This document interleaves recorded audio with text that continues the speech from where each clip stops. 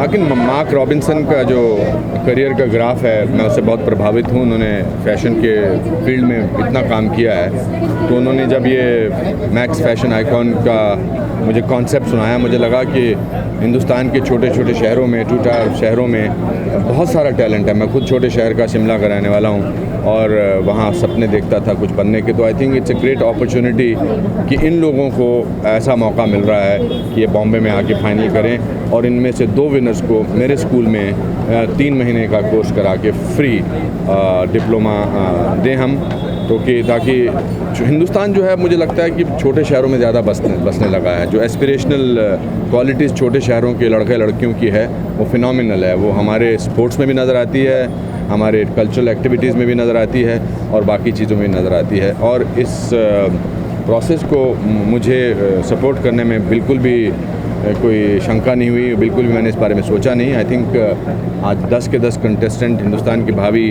कलाकार हो सकते हैं, डांसर हो सकते हैं, एक्टर्स हो सकते हैं, मॉडल्स हो सकते हैं। और इंडस्ट्री ने मुझे पिछले 32 सालों में इतना कुछ दिया है, इतना प्यार, इतनी मोहब्बत, इतना काम दिया है कि मैंने अपना एक्टिंग स्कूल खोलकर एक्टर प्रिपेयर्स, पिछले 12 साल से मैं इंडस्ट्री में बहुत सारे नए एक्टर्स आ रहे हैं और ये उसका एक प्रयास है। जब भी मैं कभी एक्टिंग करता हूँ और मुझे किसी रोल में कोई स्टूडेंट नज़र आता है और वो कहता सर मैं आपका 2007 बैच का स्टूडेंट हूँ, तो मुझे उससे बहुत ज़्यादा खुशी मिलती है। And as a teacher I feel very very happy and blessed that God has given me an opportunity to do something like this. Okay, Anupam sir, आपकी कितनी यादें ताज़ा होती हैं जब हम बात करते हैं नए टैलेंट की, चाहे वो फैशन से जुड़े हों, चाहे वो डांस से जुड़े हों, आते हैं अपनी सादगी से, मासूमियत से, जो कहना है वो कहते चले जाते हैं। आपकी कितनी यादें ताज़ा होती हैं? मेरी सारी यादें ताज़ा होती हैं। याद आते हैं? अरे मुझे तो संघर्ष के दिन रोज़ याद आते हैं, आजकल भी याद आते हैं। आई थिंक संघर्ष के दिन याद रखना बहुत ज़रूरी है अपनी मौजूदा सिचुएशन के लिए। Whenever you remember, मैं 3 जून 1981 को मुंबई वीटी स्टेशन पे उतरा था। मेरी जेब में 37 रुपये थे और 37 रुपये के पॉइंट ऑफ व्यू से आज 32 साल बाद, मतलब टोटल मिलाकर 35 साल बाद, आई थिंक मुझे हमेशा वो दिन याद रहते हैं जब मैं यहाँ आया था। मेरे पास सिर्फ एक डिग्री थी नेशनल स्कूल ऑफ ड्रामा की और एक कॉन्फिडेंस था। ये तो बहुत ही डिग्निफाइड, सेक्सी, बॉल्ड लुक है, मगर जब आप शुरू में बॉल्ड होते हैं और यहाँ पर 1982 में लोगों से काम मांगना और कहना कि जी मैं एक्टर हूँ और मेरे बाल नहीं हैं, तो वहाँ पर बालों को तब ज़्यादा रोल मिलते थे। तो आई थिंक बहुत सारी यादें होती। हम फिल्में देखते थे शिमला में और ये तो अभी 5 स्टार कल्चर है कि मंच पे mark Robinson, Anupam Kher, Terrence Louis है। उस समय तो दरवाज़ा खटखटाते रहते थे। मुझे याद है रामानंद सागर जी का 4th असिस्टेंट था जिसने मुझे नटराज स्टूडियो से बाहर से वापस भेज दिया था। उसने कहा तुम राइटर बन जाओ। तो जैसा कि मैं हमेशा कहता हूँ कि कुछ भी हो सकता है, तो आई थिंक कुछ भी हो सकता है। मोमेंट्स को हमेशा अपने ज़िंदा रखना चाहिए। जॉब गारंटी मिलती है? नहीं जी, हमारा काम है ट्रेनिंग देना, है ना। ट्रेनिंग इंस्टीट्यूट में कहीं भी कोई भी आपको मेडिकल कॉलेज में ट्रेनिंग देता है, पैसे देते हैं, आप वो ये नहीं बोलते कि अब आपको हम डॉक्टर बना देंगे। मुझे किसी ने 100 प्लेस करने के बाद भी, 4 साल का एक्टिंग का डिप्लोमा करने के बाद, 1 साल टीचर करके भी 3 साल मैंने यहाँ धक्के खाए थे, मुझे किसी ने गारंटी नहीं दी थी। You get work because of your attitude, not necessarily to start with your talent.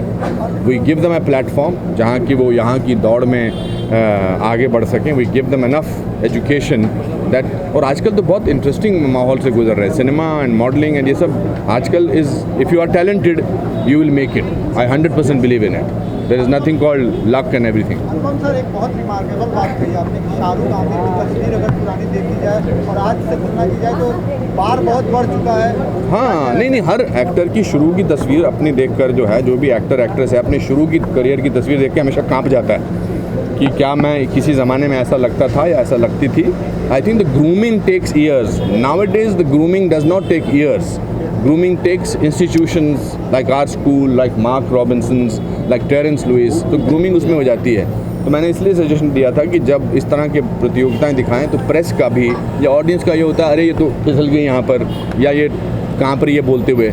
मगर अगर हम सारे एक्टर्स के शुरू के, शाहरुख, आमिर, अक्षय या एक्ट्रेसेस की शुरू की तस्वीरें देखें, माधुरी की, श्रीदेवी की, तो हमें लगता है कि ये एक ज़माने में न्यू कमर रह चुके हैं। या मेरी तस्वीर बस सेम रहती है। मेरी तस्वीर नहीं बदली है पिछले 32 सालों में। बट इट्स वेरी इंपॉर्टेंट आज के दौर में, if you are talented you will get work at any cost. Okay, Anupam sir, what's happening on professional front? अगर मंदारी काका से लेके सारंश की मैं बात करूं या प्रकाश राठौड़ की बात करूं, जो भी किरदार आप जीते हैं वो अपनी मौजूदगी दर्ज कराता है और इतना ऑडियंस क्या फिल्म क्रिटिक्स उसको प्रभावित करता है.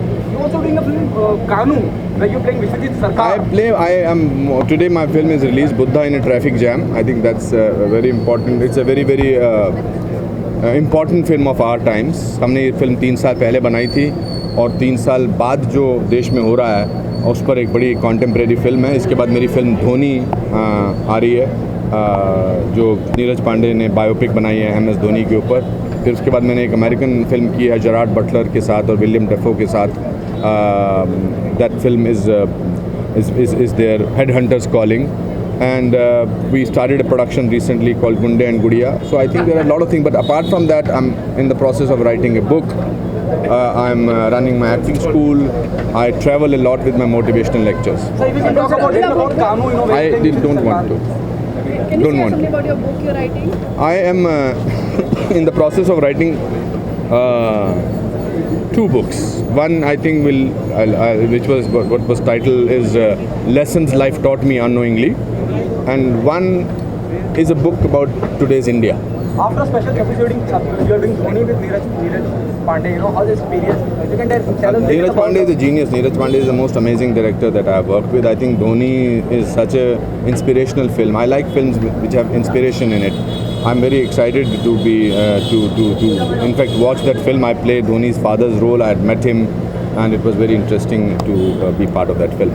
अनुज सर, जब भी कोई छोटे शहर से आता है कोई भी कलाकार, उसका ख्वाहिश सिर्फ स्टार बनने का होता है, लेकिन आज के दौर में जो देखने नवाजुद्दीन की सफलता को देखने तो कैरेक्टर आर्टिस्ट का जो वैल्यू है वो किसी स्टार से कम नहीं. क्या सर, जो एक्टर बनने आते हैं वो 30-40 साल तक चलते हैं. जो स्टार बनने आते हैं वो भी चल सकते हैं बहुत सालों तक.